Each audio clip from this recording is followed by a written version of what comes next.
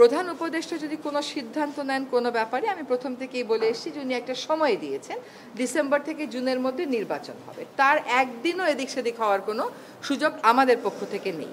কালকে আমাদের মিটিংয়ের পরে অনেকক্ষণ আমরা আলোচনা, কারণ আসলে আমরা দায়িত্ব নেওয়ার পর থেকেই আমাদের তিনটা মোটা দাগের দায়িত্ব এবং তিনটাই কঠিন কঠিন দায়িত্ব। একটা দায়িত্ব হচ্ছে সংস্কার, একটা দায়িত্ব হচ্ছে বিচার, একটা দায়িত্ব হচ্ছে ইলেকশন। শুধুমাত্র ইলেকশন করবার জন্য তো আমরা দায়িত্বটা নিইনি, যেটা আরও দুটো দায়িত্ব আছে, আমরা সেগুলো আসলে পালন করতে পারছি কিনা। কারণ আমরা দায়িত্ব নেওয়ার পর থেকে যার যত রকম দাবি আছে সব দাবি নিয়ে তারা রাস্তায় বসে যাচ্ছে, রাস্তা আটকে দিচ্ছে, একদম ঢাকা শহর অচল হয়ে পড়ছে।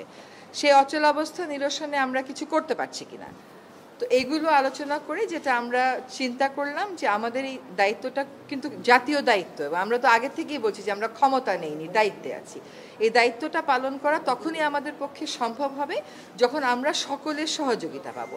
প্রত্যাশার বিষয়টা এক, আর দায়িত্বটা আসলে পালন করতে পারার বিষয়টা এক। প্রত্যাশা অনেকই থাকতে পারে, কিন্তু আমার তো একটা এনাবলিং এনভায়রনমেন্ট থাকতে হবে এই প্রত্যাশাটা পূরণ করার জন্য। তো আমরা চিন্তা করেছি যে আসলে আমরা পারছি কিনা, এই যে প্রতিবন্ধকতাগুলো হচ্ছে আমাদের এই বড় দাগের তিনটা দায়িত্ব পালন করার জন্য, এই প্রতিবন্ধকতাগুলোকে আমরা কিভাবে মোকাবেলা করব, আদৌ মোকাবেলা করতে পারবো কিনা, যদি মোকাবেলা করতে পারি কিভাবে করব, যদি মোকাবেলা করতে না পারি তাহলে আমাদের কি করণীয় হবে, আমরা সকলে মিলে এটা চিন্তা করছি। আর প্রধান উপদেষ্টা যদি কোনো সিদ্ধান্ত নেন কোনো ব্যাপারে আমি প্রথম থেকেই বলে এসেছি যে উনি একটা সময় দিয়েছেন ডিসেম্বর থেকে জুনের মধ্যে নির্বাচন হবে, তার একদিনও এদিক সেদিক হওয়ার কোনো সুযোগ আমাদের পক্ষ থেকে নেই। কাজে এইগুলো নিয়ে অন্য ধরনের কোনো কথা বলারও কোনো সুযোগ হওয়া উচিত ছিল না, কারণ বারবারই বলা হচ্ছে যে একটা সময়সীমা দিয়ে দেওয়া হয়েছে। এখন কিছু কিছু গুরু দায়িত্ব তো আছে, সেগুলো পালনের সাথেও তো মাসের একটা সম্পর্ক থাকতে পারে।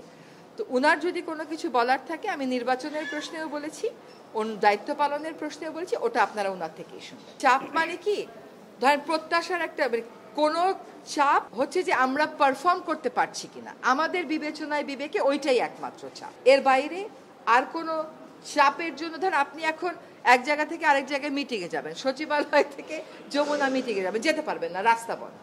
কেন রাস্তা বন্ধ? সেটা তো আসলে অনেক সমস্যা এরকম আছে যেটা আলাপ আলোচনা করলেই হয়তো করা যায়। তো চাপ হচ্ছে আমাদের নিজেদের পারফরমেন্সের চাপ, যে আমরা পারফর্ম করতে পারছি কি পারছি না। ম্যাস পিপলকে একই ইনফরমেশন, যে আমরা যদি আমাদের দায়িত্ব পালন করতে পারি তাহলেই আমাদের দায়িত্বে থাকাটা প্রাসঙ্গিক। যদি দায়িত্ব পালন করতে না পারি, আমাদের যার যার নিজস্ব অনেক কাজ আছে, তাহলে দায়িত্ব পালন করাটা আর প্রাসঙ্গিক থাকলো কিনা। আমরা দায়িত্ব পালন অনেক প্রতিকূল পরিস্থিতির মধ্য দিয়ে তো অনেক দূর এগিয়েছি। আমরা রিফর্ম কমিশনগুলো তাদের রিপোর্ট দিয়েছে, সেই রিপোর্টের উপরে রাজনৈতিক ঐক্য গড়ার প্রক্রিয়াটা শুরু হয়েছে, সকল রাজনৈতিক দল সেখানে পার্টিসিপেট করছে। এটা কি পারা না? এটা তো পারা। আমরা একটা নির্বাচনের সময়সীমা বলে দিয়েছি যে ডিসেম্বর থেকে জুনের মধ্যে অবশ্যই হবে, সেটাও একটা পারা। আরেকটা হচ্ছে বিচার, ট্রাইব্যুনাল একটা ছিল, এখন দুইটা হয়েছে, আগামীকাল থেকে ট্রায়ালের আনুষ্ঠানিক পর্যায়ে শুরু হবে, কিন্তু জিনিসগুলো স্মুথ যেতে হবে, এইগুলোতে যাতে কোনো রকমের প্রতিবন্ধকতা না আসে, সেটা প্রথম থেকেই আমাদের একটা আহ্বান ছিল। এখন এই কাজগুলো আমরা সঠিক প্রক্রিয়াতে শেষ করতে চাই সকলের সহযোগিতায়।